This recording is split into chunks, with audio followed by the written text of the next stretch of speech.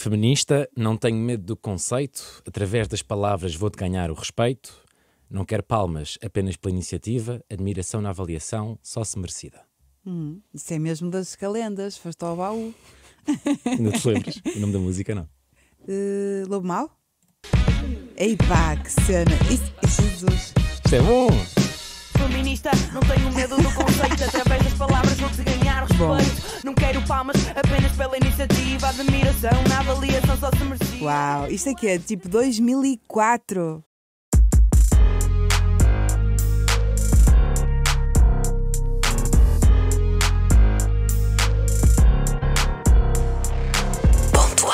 Syzygy é a minha primeira banda. Explica-me o nome. Syzygy quer dizer três corpos astrais alinhados. É quando três planetas ou outros astros, tipo a Lua, o Sol e a Terra, se alinham.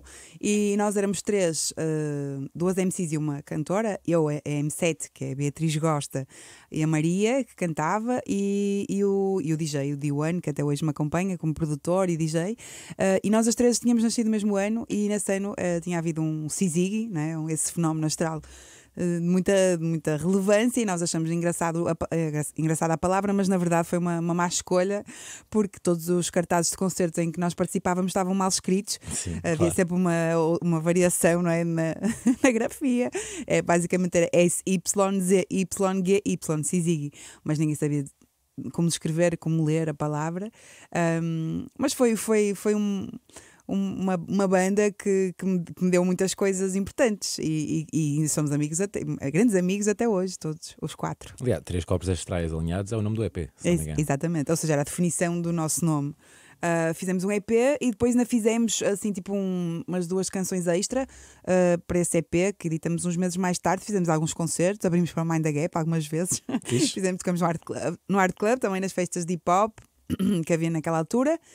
E depois íamos fazer um disco que acabamos por nunca fazer, mas foi assim a minha primeira experiência assim a sério na música, porque eu e a M7 já fazíamos rap antes disso, mas uma coisa muito informal, e a partir do momento em que decidimos formar a banda e nos juntamos ao D1, e começamos a criar originais e a ter essa ambição de fazer um EP e dar concertos, foi aí que a coisa se tornou séria para nós, e eu desde então nunca mais parei. Portanto, esse ano de 2004 é para mim assim, tipo o ano em que a coisa começou a sério. É o meu ano 1, digamos assim. Tu entras no hip hop pelo rap ou pelo grafite? Pelo grafite. Eu já fazia grafite antes de começar a fazer rap, muito antes. Eu comecei o grafite em 98, era uma adolescente bastante imberbe. Era Capicua, o tech? Não, era ODD. Okay. E comecei a fazer grafite no Porto, naquelas primeiras manifestações do fenómeno, digamos assim. Fui dessa primeira geração, não fui assim, a pioneira, no sentido em que havia os nossos mais velhos, daquela geração de Mind the Gap, Dilema, que já começaram antes, tanto no grafite como no rap, como no breakdance, não é? Eu nunca fiz breakdance, mas esses sim foram assim os pioneiros, e nós éramos a segunda leva logo a seguir, e foi assim o meu primeiro interesse pela cultura hip hop foi a partir do grafite, e foi por isso que eu comecei a ir às festas de hip hop no Comics, que era um barzito que havia no Porto, onde começou a haver assim, as primeiras reuniões, os primeiros concertos, as primeiras festas, e foi aí que eu conheci o pessoal todo daquela altura, e onde se formou assim o começo da cena do hip hop do Porto, não é? Que foi crescendo com os anos. E naquela altura nós cabíamos todos naquele barzinho, e tínhamos que estar juntos, porque a internet não era o fenómeno que é hoje, e não era fácil tu fazeres uma pesquisa e passares a saber tudo sobre grafite, ou sobre hip hop, ou sobre rap ou breakdance em 10 minutos de Google Search, não é? Tinhas que estar com outras pessoas que tivessem o mesmo interesse e trocar informações, e era uma coisa mesmo tribal. Eu acho que todas as pessoas que viveram os anos 90 sabem o que é que eu estou a falar, porque o pessoal do metal ou do skate ou do surf passou um bocado pela mesma coisa. Nós precisávamos muito uns dos outros para evoluir no nosso interesse, não é? Trocar informação, trocar cassetes, trocar revistas, fotos. Sempre que alguém ia a Paris ou a Londres ou outra cidade europeia, trazia fotos de grafite, e nós víamos as fotos e havia um dos membros da crew era tipo o guardião das fotos de toda a gente. Havia essa coisa de gravar os programas de rádio do José Marinho, ou o Yo MTV Raps da MTV, trocarmos as cassetes e os VHS, uma coisa assim mesmo, que para esta geração de adolescentes é tipo a pré-história, nem sequer percebem muito bem, mas para mim foi um privilégio, porque essa sensação de estar numa comunidade, numa tribo, não é? E ter um elo muito forte, não só identitário como de amizade, não é? Claro. E de termos nós que organizar as nossas festas e gravar as nossas mixtapes e fazer criar uma cena, não é? É assim como inventar como inventar o mundo inteiro, não é? E foi mesmo um privilégio ter feito parte desses primeiros anos de hip hop no Porto. E há quanto tempo é que não pegas muitos anos. numa montana hardcore? Muitos anos, porque depois o que aconteceu foi, eu vim estudar para Lisboa, para o Isqueté, e fiquei longe da minha crew, e eu aqui em Lisboa não conhecia pessoal do grafite e também não ia pintar sozinha. E acho que é preciso uma certa intimidade com a cidade para fazer grafite. Tens que saber, Claro. sei lá, os horários, quando é que a noite é mais calma, onde é que é ok, onde é que é perigoso, como é que se chega àqueles sítios que parecem não lugares, não é? Tipo as bermas de autoestrada ou as casas abandonadas ou whatever. E eu perdi essa ligação, ou seja, a minha crew ficou no Porto e eu vim para Lisboa, e depois, quando ia, nem sempre, né, pronto, fui perdendo também o hábito de pintar, e também a verdade é que comecei a me interessar mais pelo rap e comecei a dedicar-me mais à escrita e acabei por trocar o rap pelo grafite. Esse curso de Sociologia acontece entre 2008 e 2012, porque aí há uma paragem, mas há aqui uma paragem na tua discografia. Não, a paragem foi porque eu fiz um doutoramento nesses foste para Barcelona. anos. Eu fui para Barcelona e eu tinha aquela ideia de, quando terminei o curso, disse, vou fazer o meu primeiro disco, porque era tipo uma vida dupla, não é? Eu fazia o meu percurso académico e depois também profissional, porque fui trabalhando pelo meio, e o rap era tipo o meu hobby. E eu, quando terminei o curso, queria muito dedicar-me, tipo, a fazer um ano para terminar o meu disco, andava a arrastar. Mas na verdade, depois, como ganhei uma bolsa de doutoramento, e eu pensei que podia congelar a bolsa e não podia, fui para Barcelona um bocado contrariada, apesar de ter sido muito feliz em Barcelona e também ter sido fixe essa experiência. A verdade é que tive que esperar uns aninhos mais para depois me poder dedicar finalmente a terminar esse tal disco. E a verdade é que quando o terminei, depois comecei a ter cada vez mais oportunidades de concerto e até de profissionalização na música, uma coisa que também para mim é muito inesperada. Para a minha geração também, acho que no geral.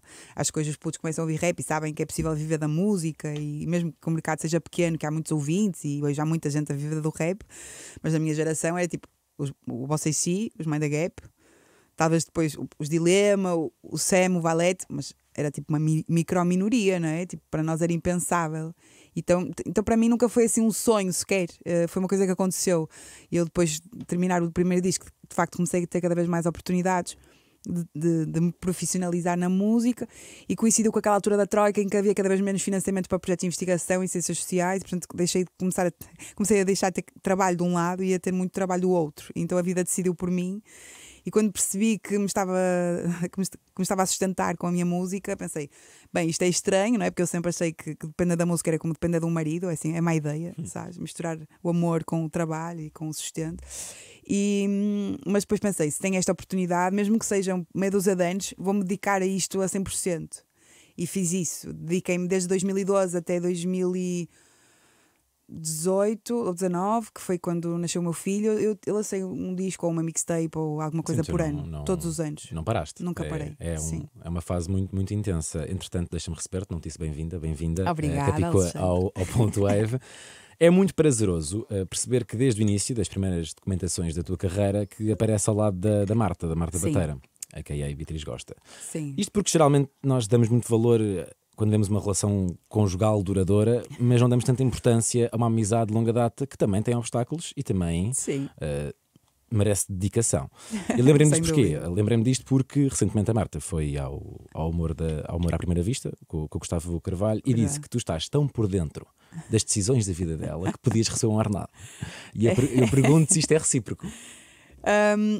Mais ou menos, porque a Marta, sem dúvida que a Marta é uma peça fundamental do meu trajeto, porque se não fosse ter a Marta ao meu lado no início, sobretudo nos primeiros anos, eu não sei se tinha conseguido perseverar, não é? Fazer uma carreira tão longa no rap em Portugal, né? Sendo mulher. Ainda não tinha acontecido isso, eu não sabia se isso era possível. E acho que para mim o facto de ter conseguido se deve muito ao facto de estar acompanhada por outras mulheres, sobretudo pela Marta, que desde o início, a primeira música que nós gravamos foi juntas, na Casa do Mundo, que é dos Dilema, e que foi a primeira pessoa que nos gravou e que nos deu um beat para nós escrevermos. O primeiro EP que fizemos foi as duas, os primeiros concertos. Ela acompanhou-me até 2018 no palco, portanto, sem ela ao meu lado eu não tinha tido essa força. Eu acho que ela me ajudou. Sabes aquela coisa de tipo teres um compromisso com um amigo para ir ao ginásio, sabes, para não desistir? Sim. É tipo um bocado isso elevado a muitas vezes mais. E acho que isso, ou seja, a presença dela ao meu lado fez com que o caminho fosse menos duro e fosse muito mais partilhado. E naqueles primeiros anos em que era um bocadinho hostil ser mulher no meio daquele boys club e que era difícil encontrar rapazes que nos tratassem de igual para igual e que sequer se soubessem como é que haviam de comunicar connosco, porque pelo menos eu não sei como é que é hoje com os putos, mas normalmente o pessoal do hip-hop, os rapazes do hip-hop normalmente não têm amigas, não é? Vivem muito entre rapazes e às vezes nem sequer por uma questão de, sei lá, não é que haja um machismo declarado, muitas vezes é só um estranhamento, sabes? Tipo, e isso sentia-se muito na nossa adolescência.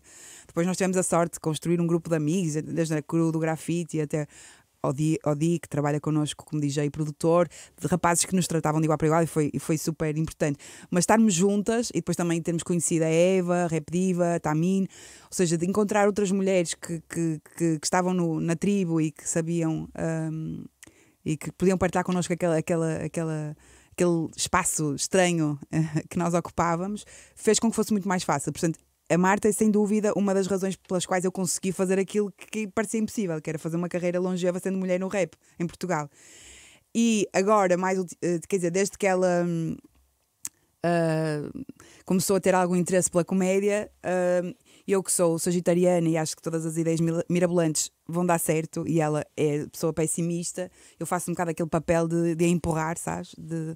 De a enviar assim para a zona de desconforto e acho que pronto, essa questão de eu estar por dentro do trabalho dela, se calhar de uma forma às vezes mais logística, mais direta, não é? Mais de bastidores, mas ela também sempre esteve dentro do meu trabalho e é fundamental também, porque eu acho que é isso, acho que a amizade é muitas vezes é fundamental, sobretudo na amizade que vem da adolescência até a idade adulta, também é muito daquilo que nós somos, não é? Molda-nos claro. Muito. E eu acho que nós, e com o nosso grupo de amigas, que somos todas muito, muito feministas, muito espontâneas, muito livres, muito companheiras, e acho que a nossa sororidade nos faz muito mais fortes e muito mais resistentes aos embates que temos que ter em meios às vezes tão difíceis como seja o rap ou a comédia, não é? A Marta disse-me que era obrigatório mencionar a história do saco-cama aqui. Pois, essa é outra questão, é que eu não bebo, eu sou aquela pessoa que não bebe e que atura os amigos bêbados, não é? E a Marta é conhecida pela sua boémia, não é? E uma vez fomos para a Costa Alentejana acampar com os amigos e estávamos a partilhar tenda e a Marta apanhou uma daquelas bebedeiras históricas e entrou na tenda e entrou no meu saco-cama, ou seja, eu fiquei ainda a conversar e ela foi dormir e entrou dentro do meu saco-cama e ficou dentro do meu saco-cama. Quando eu cheguei à tenda estava ela com o meu saco-cama e eu, ok, vou dormir com o saco-cama dela, mas acordei às 6 da manhã toda molhada e cheia de frio. Para quem sabe, tipo, acordar na Costa Alentejana com frio é uma coisa estranha, não é? Sim.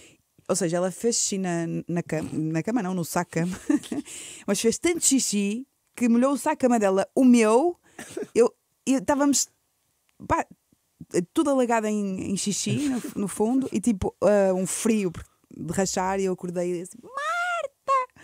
Sabes? Tipo já chateada, né? Para não dizer pior. E pronto, é a história de que houve um dia, uma madrugada de agosto que eu acordei cheia de frio na Costa Alentejana porque estava com o xixi da Beatriz Gosta até ao pescoço. Mas ela autoqueimou-se porque também me disse que era giro mencionar o ponteiro da gasolina do carro. Pois, a Marta tem um problema que ela não consegue conduzir. Ela tem a carta, mas não. Sim. Ou melhor, consegue. Ela já houve alturas em que ela teve que conduzir e conduziu, mas é mesmo uma coisa que se evita. E houve uma vez que ela estava desesperada e telefonou-me e assim: Ana, não percebo. Eu pus gasolina no carro, mas o ponteiro está mesmo em baixo, mas está tipo abaixo de 0. E eu: Marta, mas o carro está ligado? E ela: não. E eu: então se calhar é isso. Sabes, tipo. É cenas à Marta. Bom. Ou seja, as histórias da Marta são sempre esta cena. Eu sou tipo o grilo falante e ela é o Pinóquio. Giro. Tu, na Casa de Campo, que é uma belíssima música, Obrigada. dizes que queres cultivar mais do que conhecimento. Sim. E entre outros exemplos, no dia 5 de julho de 2014, colheste a primeira cenoura da tua horta. É verdade, tu foste ao meu Instagram, mas para lá. Sim, para trás. fui à cave. O que é que encontramos mais pela tua horta? Olha, neste momento a minha horta está selvagem. Este ano com criança e vida complicada, não tenho ainda a horta em bom estado, mas normalmente conseguimos encontrar muitas ervas aromáticas, tudo que é salada, tipo rúculas, alfaces, tomates, pepino, algumas berinjelas, podes encontrar acelgas, framboesas, eventualmente. O normal dentro das possibilidades de uma horta pequena, não é? Tipo, acho que já tem uma boa variedade. Não, sem dúvida nenhuma. Morangos também, podes encontrar, camomila, coisas assim do género. Mão Verde vem deste espaço. Sim, Mão Verde veio o desafio de fazer música para crianças, que é uma coisa que eu nunca pensei fazer também. E quando me convidaram para fazer uma temporada de espetáculos no São Luís, em Lisboa, para crianças, eu achei que tinha que escrever um repertório de raiz, porque achei que uma música ou duas podia servir das minhas, mas o resto também não era propriamente muito apropriado. Então decidi falar sobre ecologia, sobre alimentação, sobre agricultura, sobre esses temas que tinham muita presença no meu cotidiano e nas minhas preocupações sociais, mas que ainda não tinham tido esse protagonismo na minha música para adultos, só uma coisa pontual. E eu gosto de pôr as minhas causas nos meus discos e achei que aquele pretexto era bom para falar sobre esses temas, até porque as crianças normalmente têm um interesse bastante intuitivo com as coisas da terra, da natureza, e acho que depois também a partir das crianças chegamos aos adultos, aos professores, aos pais. Então era uma forma de espalhar a mensagem de uma forma solar, divertida, que não fosse moralista nem panfletária, mas que se infiltrasse. E acho que até hoje correu super bem e já fizemos um segundo disco-livro. Eu digo sempre lisco-livro porque são indissociáveis. Fizemos muitos concertos, temos feito, aliás, muitos concertos, e é sempre muito, muito fixe tocar para uma plateia de crianças, porque eles dançam como se ninguém estivesse a ver, não é? E não há nada mais punk do que isso. É fácil identificar diferenças entre escrever e atuar para crianças e adultos? Sim, é óbvio que ainda para mais no meu rap, assim, às vezes muito emocional, ou muito poético, ou muito político-social, não é?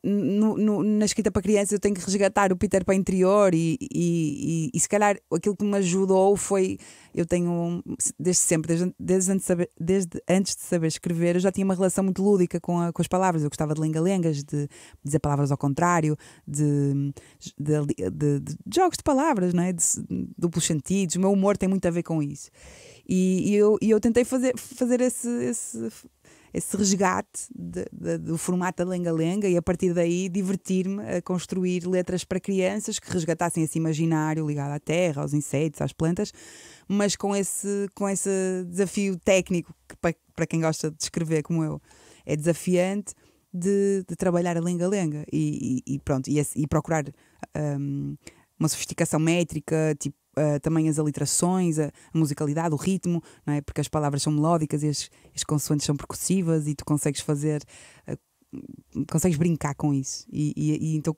se eu me estou a divertir, se eu estou a brincar, acho que as crianças também se vão divertir. E é também um resgate da minha infância, porque eu de facto sempre gostei disso. É uma memória muito, muito antiga que eu tenho, é de me divertir muito com as lenga-lengas que a minha mãe me lia. Ou quando comecei a escrever na escola primária os poemas do dia do pai e da mãe, ou do Natal, sabes? As redações, os poemas, eu escrevia o meu e o do colega do lado e era tipo um momento, sabes? E portanto sempre gostei muito de escrever, e o Mão Verde é um resgate dessa alegria, sabes? Eu não sei se isto ainda acontece, foi só momentâneo, mas fiquei curioso, porque gosto sempre de ver como é que os artistas personalizam o palco em concertos. Tu tens um ilustrador? Tive durante muitos anos, sim. Eu tenho uma primeira fase em palco em que tinha uma banda mais reduzida, ou seja, mais no formato hip-hop habitual, tipo DJ 2 MCs, ou depois DJ e o Virtus, que é produtor e que dispara os beats em tempo real, e um ilustrador que fazia ilustração ao vivo. Cada música tinha uma ilustração projetada no palco. Depois comecei uma segunda fase com mais músicos, e a banda foi-se alargando, sendo que no último disco, no Madrepérola, houve algumas mudanças também na cenografia. Deixei de ter ilustração ao vivo e passei a ter uma pérola que é tipo iridescente, tipo faz projeção de luz e é uma coisa mais cenográfica. Mas o ilustrador desenhava o cenário que estava a acontecer ali? Antes da pérola ele desenhava no painel de LEDs ou na projeção, fazia uma ilustração por cada música. Imagina, a Sereia Louca, ele desenhava uma sereia e as pessoas podiam ver, enquanto ouviam a música, o desenho a aparecer em tempo real. Desde o último disco, que já não tem ilustração ao vivo, mas não quer dizer que não o volte a ter, porque eu tenho sempre uma relação muito estreita com a ilustração. Se reparares, todos os meus discos têm uma capa com ilustração. Sempre trabalhei também no merch com ilustradores, fazer edições especiais, também o Mão Verde, os dois livros são trabalhados a partir da ilustração e portanto, não sei, se calhar também esse meu passado no grafite e a minha paixão pelas artes plásticas fazem com que para mim seja muito óbvio associar essa dimensão gráfica à minha música, e também porque acho que há uma dimensão quase narrativa em muitas canções que ganha com esse tipo de desdobramento, não é? Claro. Muitas vezes lê-se no Twitter que X-Rapper devia ser estudado nas escolas. Isto é geralmente ligado a nomes como Sam da Kid, o Slow J, uma geração mais nova, ou até o Nerve pela escrita intensa que o caracteriza. A verdade é que tu já és estudada nas aulas de português. Verdade. Tu tens Casa de Campo no manual do 5º ano e a Vaiorquiano no 10º ano. E tem alguns textos também, não das minhas letras, mas textos que eu escrevi para livros de português que me vão pedindo. Sim, é verdade. Gostas de ensinar?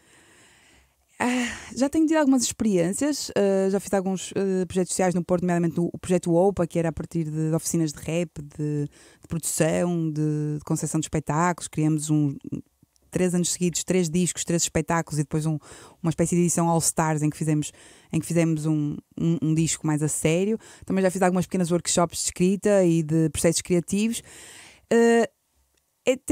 Gosto sempre da experiência, mas acho muito intenso. Acho que ensinar é uma das coisas mais cansativas e difíceis e desafiantes que se pode fazer. Ou seja, vou fazendo, mas quer ver, sabes? Porque sinto sempre que é muito difícil ensinar processos criativos, porque é uma coisa quase pessoal intransmissível. Há assim algumas coisas que tu podes, algumas dicas que tu podes dar e de certa forma tentar ajudar a organizar os processos, mas cada pessoa tem o seu caminho, os seus atalhos, aquilo que pode resultar ou não, e é sempre... Há sempre uma espécie de síndrome do impostor associada, tu achares que o teu método, as tuas dicas são válidas para outras pessoas. Mas ainda assim, acho que a ensinar se aprende também muito, não é? Faz-nos pensar sobre as nossas formas pelo menos a mim, de escrita, de construção de discos, de como é que eu penso as minhas coisas. E eu gosto de fazer discos, gosto de pensar no projeto, no conceito e depois da forma como é que ele se desdobra em cenografia, em merch, em vídeo, não é? Tipo, todo esse trabalho me interessa muito e eu gosto de falar sobre isso e de ajudar outras pessoas a conseguir construir os seus projetos, mas acho muito difícil ensinar mesmo. E sou filha de 2 professores, por isso mega respect. Sim, e preferes ensinar se calhar ao Romeu. Se calhar é uma experiência mais prazerosa. É mais complexo também, porque a responsabilidade de ter um filho, né, e de lhe ensinar quase tudo é ainda mais exigente e ainda traz mais dúvidas. Mas sim, é um prazer, porque também há a dose do amor incondicional, né, e é diferente. Tu em 2019 foste 3 semanas depois de dar à luz atuar na história do Hip Hop Tuga. Não foi uma boa ideia, mas consegui. Calhou no Dia da Mulher. Sim. E no cartaz eras a única. Por isso mesmo é que eu tinha aqui, não é? Entretanto, já houve outra edição com a Neni. Felizmente. No cartaz contigo. Eu pergunto se este desequilíbrio acontece por serem muito menos mulheres neste meio ou por outros motivos. O desequilíbrio nos cartazes? Sim, ou no geral? O número de homens a atuar. Era tipo 38 versus 1, não é? Tipo, nesse ano eu tive que ir porque senti que ainda para mais era um Dia da Mulher, era impossível eu faltar porque ia haver um vazio que era demasiado gritante e fui. Custou-me bastante, mas foi também ao mesmo tempo uma espécie de regresso à minha individualidade, e não fui sozinha, levei a M7, a Eva, a Rap Diva e a Tamin para marcar também esse dia de uma forma mais coletiva. Lá está as mulheres também que me ajudaram a conseguir perseverar. Acho que há muitas mulheres no rap que vão aparecendo, outras que fazem um disco um EP, um som, um mixtape e depois desistem, outras que aguentam mais anos, mas de facto isso é a prova de que é difícil, porque houve muitas mulheres que começaram antes de mim e que não continuaram, não é? Isso já devia ser um sinal, mas desde que eu comecei também vão aparecendo muitas mulheres, mas eu gostava de ver as carreiras a construírem-se a longo prazo, não é? Porque isso também diz muito sobre aquilo que é o nosso mercado e aquilo que são as possibilidades das pessoas viverem da sua música e desenvolverem as suas carreiras a longo prazo, não é? Isso é o que de facto importa. E hoje vejo, claro, muito mais mulheres a fazer rap. Acho que esta nossa nova geração, quer de rappers, quer de consumidores de rap, é muito menos preconceituosa em relação ao rap feito por mulheres. Isso acho que é óbvio.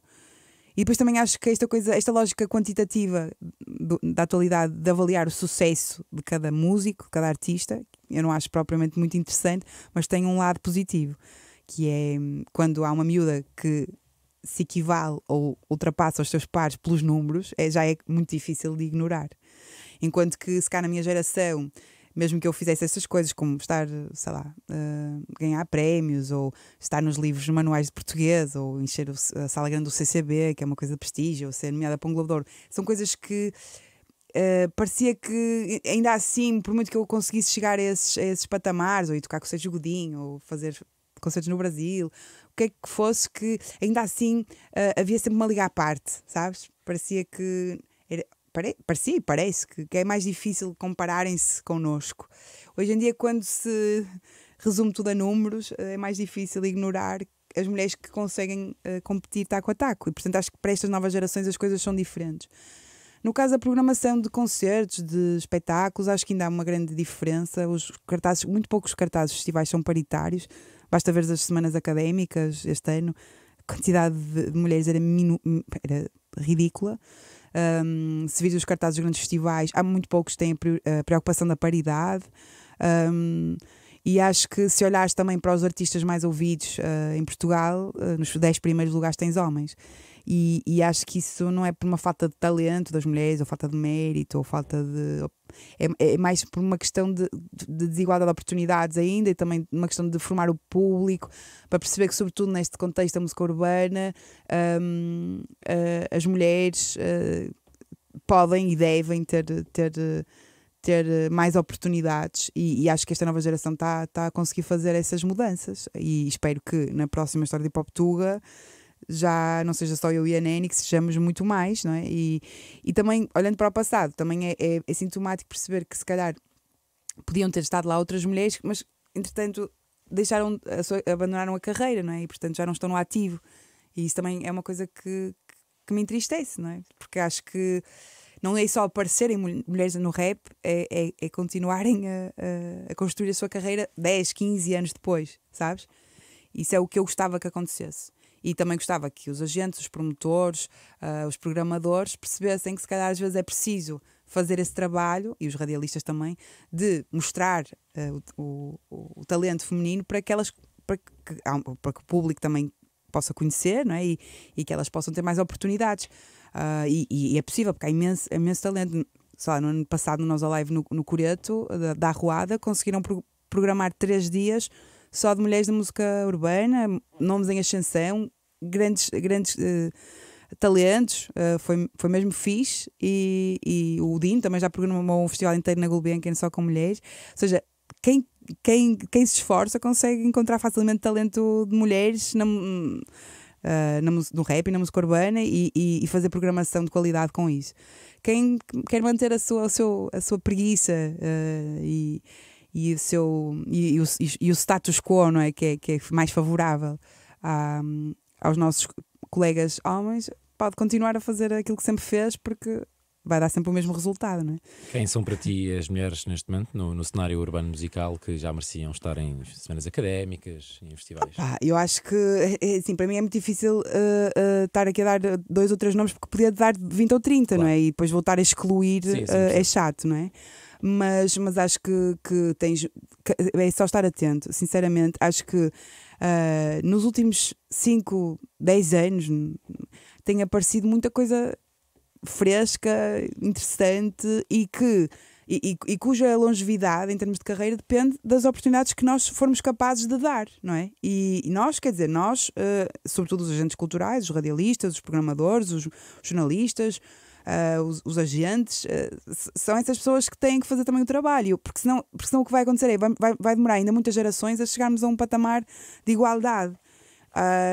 E acho que, claro, há cada vez mais mulheres a trabalhar nas agências, nas editoras, na rádio, né? Mas se nós não tivermos essa consciência, né, histórica e de género, não é? E não tivermos essa capacidade de puxar umas pelas outras e valorizar o trabalho de outras mulheres, as coisas vão se perpetuar como estão, que é um parâmetro de desigualdade. E já não estou a falar sequer dos cachês, porque se nós fôssemos fazer um levantamento, aí também íamos ver uma grande discrepância. Portanto, eu acho que nós temos de ser muito conscientes desta desigualdade, que é para ativamente lutar contra ela. E vamos lutar contra ela se consumirmos música feita pelas nossas artistas nacionais, se formos aos concertos, não é? Se apoiarmos, se comprarmos merch, se mostrarmos aos amigos, partilharmos, se sugerirmos aos programadores do nosso município ou dos nossos festivais que a chamem, não é? Dando-lhes números, não é? Streamings e views e seguidores, porque hoje é isso que conta, não é? É a ditadura do algoritmo, e airplay, e num esforço consciente de que temos que ter mais diversidade, e podia também estar a falar de artistas trans, de diversidade no geral, não é? E acho que isso é mesmo muito importante, porque ganhamos todos e todas, e todos. Pergunto agora se depois do Cartas a Jovens Poetas se continuas a receber muitas mensagens. Recebo menos, porque as pessoas acho que respondi bastante a várias questões, porque de facto aquela música é mesmo uma resposta genuína à maior parte das mensagens que me enviavam, e agora às vezes me enviam, eu deixo o link da música, que me facilita, mas de facto muitas vezes me falam dessa canção. É uma canção muito útil. Obrigada, mas eu acho que é sobretudo muito sincera, porque eu sempre tive essa. Eu tenho muita gratidão, sobretudo com os Dilema e com o Mundo, em particular, que criou a cena do Porto, que nos deu o primeiro beat, que nos gravou, que organizou os concertos. Ou seja, essa ideia do MC também como. Naquela rima do Mundo que ele diz, incentivando os putos como mandam as leis, sabes? Essa coisa do MC também como um mentor, como um dinamizador, um multiplicador da cultura hip hop, não é? De trazer informação e partilhar informação com outras gerações, é uma coisa que para mim sempre, pela gratidão que eu tenho com a geração que veio antes de mim, sempre me fez muito sentido, e tentei ir fazendo isso de várias formas ao longo dos anos. E essa carta é um bocadinho tipo o resumo daquilo que eu fui tentando partilhar com diferentes pessoas em diferentes contextos, seja nos workshops, nos projetos sociais, nas redes sociais respondendo a mensagens, no Conselho da Tribo, que é um grupo que eu criei de mulheres do rap, que hoje em dia funciona em autogestão no WhatsApp, e elas também já colaboram muitas umas com as outras, e portanto acho que de muitas formas, acho que se todos nós fôssemos mais catalisadores, não é, das oportunidades das próximas gerações, isto seria muito menos difícil. Acho que nós temos um mercado muito pequeno e há muitos gatekeepers, há muito síndrome de porteiro de discoteca, sabes? E então se nós pudermos facilitar e partilhar e sobretudo informação, isto se torna-se muito menos difícil, porque é duro manter o romantismo e o otimismo, olhar para o copo meio cheio depois de X anos na rodinha de rato, não é? Da indústria musical portuguesa, porque de facto isto é muito pequeno e toda a gente se conhece e tem as suas rotinas, e às vezes é um bocadinho chato e é fixe quando tu podes tipo ajudar alguém a passar algumas etapas, sabes? Eu também acho que muitas pessoas me ajudaram ao longo do caminho, e tipo, isso foi fixe, foi importante. A tua obra preferida, e isto é da tua autoria, é uma música, é uma crónica, é um poema, é uma peça de teatro, é um livro? Porque agora tu já tens tudo, já foste a tudo. Tens a tralha no teatro, tens agora o aquário recentemente. Daquilo que eu fiz, o que é assim, o que eu mais me orgulho? Não orgulhar, ou seja, uma coisa que escreveste e pensaste, epá, isto é... É assim, tudo que está dentro do aquário do livro me orgulha, porque foi tipo um apanhado. É uma compilação. Sim, é uma compilação de tudo que eu escrevi entre 2016 e 2021, sobretudo as crónicas na visão, mas também letras, poemas, pequenos textos, e portanto orgulho-me muito. O primeiro livro que eu editei foi assim coisa muito importante, não é? Porque eu nunca pensei sequer. Ou seja, se alguém quisesse mostrar Capicua a um estrangeiro ou a alguém que não conhece, o que é que mostravas? Mostrava se cá o Madrepérola e o Aquário. O Madrepérola porque é o meu último disco, que é o meu favorito dos meus. Foi um disco que ficou no limbo da pandemia, mas que é de facto, eu acho que é o meu melhor disco. E é, pronto, apesar de já ter uns poucos anos, ainda me representa, não é? E acho que me vai representar durante muito tempo. O Aquário porque aquilo que eu faço, mesmo a minha carreira musical, parte do meu amor pela escrita. Eu digo muitas vezes, eu podia deixar a música amanhã, mas eu nunca podia deixar de escrever, porque eu dependo da escrita para ser uma pessoa funcional, para conseguir sobreviver.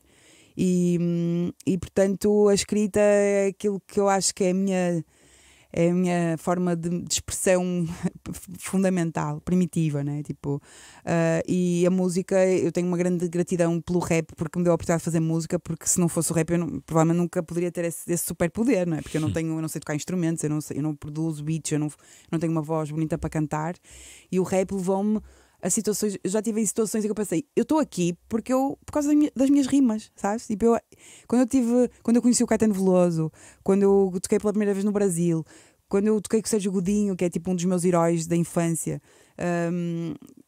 eu sei lá, quando eu toquei assim aquelas multidões, sei lá, a primeira vez toquei na debandada no Porto, numa praça cheia na Praça dos Leões, cheia a abarrotar, e pela primeira vez tive aquele baque de subir ao palco e ver tanta gente junta, e há assim uma espécie de espasmo momentâneo, tipo, seres impactado por aquela multidão, e é nesses momentos que eu penso, eu estou aqui por causa das minhas rimas. Isso é tipo uma cena totalmente imprevisível.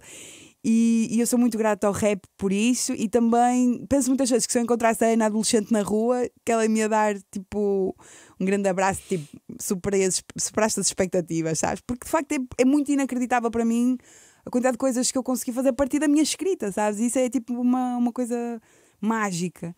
E acho que de facto, pronto, o meu último disco e o meu último livro são assim, se calhar, aquilo que ainda me representa melhor. Mas sei lá, acho que às vezes também as pessoas escolhem uma frase, às vezes, não é? Mandam uma foto de tatuagem ou de um quadro que fizeram em casa com uma rima, com uma frase, e há sempre assim uma outra que me define mais, não é? Que eu poderia estar disposta a tatuar, sabes, também. Mas acho que isso é sempre difícil, porque também tem muito a ver com a fase da vida, não é? E cada disco é um retrato de uma época, e se calhar quando eu tiver 80 e me fizeres essa pergunta, será mais científica a resposta, não é? Aquilo que é mais intemporal. Não, claro que é a mesma pergunta, tem várias respostas ao longo da vida. Sim, é isso. Faz todo sentido. Se calhar agora é o último livro e o último disco, é isso. Entretanto, já te aventuraste também no fado?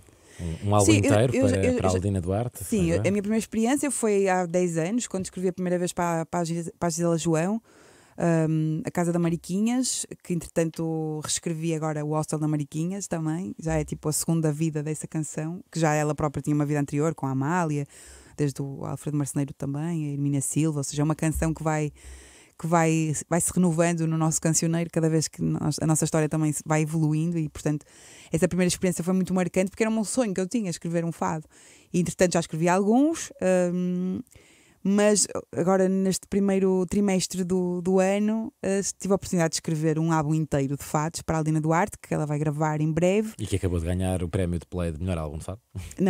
Esse foi o anterior dela. Sim.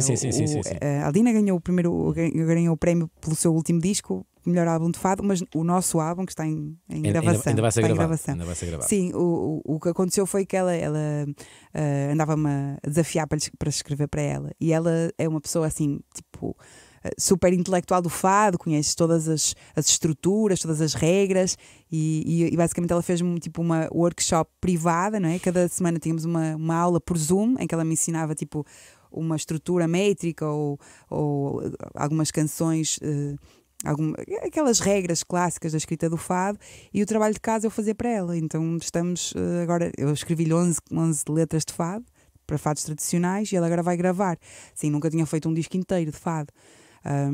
E foi uma experiência mesmo fixe, e aprendi imenso, e acho que o fado e o rap têm muita coisa em comum. Essa coisa de, pronto, obviamente vêm de meios mais periféricos, e música urbana também muito ligada àquilo que é a identidade de cada cidade, não é? Tipo, o rap também assume muito a identidade de cada território em que vai crescendo, e obviamente o fado está muito ligado a Lisboa, à Boémia, essa coisa mais na origem mais marginal e que vai crescendo a partir da margem até se tornar a canção da cidade. Mas também tem uma coisa que eu acho que é fundamental neste sentido de identificação, que é os fadistas são como os rappers no sentido em que eles cospem as palavras. Eles não estão a cantar, eles estão a cuspir, sabes? E as palavras vêm com uma força, com uma atitude, com uma intensidade e uma intenção que é muito parecida e com a qual eu me identifico muito, porque o fado também não é música de fundo, não é? É exatamente como o rap.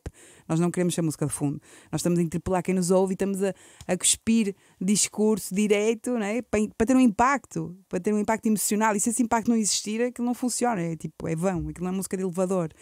E nesse sentido eles respeitam o poema, e eu acho que tanto no rap como no fado o poema é o mais importante. E se não há poema, não há rap, não há fado. E isso é uma coisa que eu acho que é muito óbvia nessa ligação. Capicua, o que é que não conseguimos encontrar no Quadrado Perfeito? Ai, tanta coisa. Eu acho que o Quadrado Perfeito é muito chato nas redes sociais. Para quem não sabe, o meu último disco tem uma música chamada Quadrado Perfeito, que é uma espécie de crítica irónica à ditadura do algoritmo e esta ideia de que podemos, sei lá, exercer cidadania nas redes sociais, podemos vender o nosso peixe, podemos, sabes, tipo, olhar para o mundo, absorver informação, podemos fazer tudo. Só que depois é uma coisa muito enviesada, muito filtrada, muito interessante, muito quantitativa, muito competitiva, muito fake. E então, mas ao mesmo tempo dependemos muito, cada vez mais delas, não é? Das redes sociais, porque só muito poucas pessoas é que podem dar ao luxo de não ter redes sociais, não é?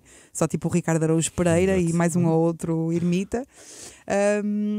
E portanto acabamos todos por ceder à ditadura do quadrado perfeito ou do algoritmo, e é um bocado chato. E portanto, o que é que não há?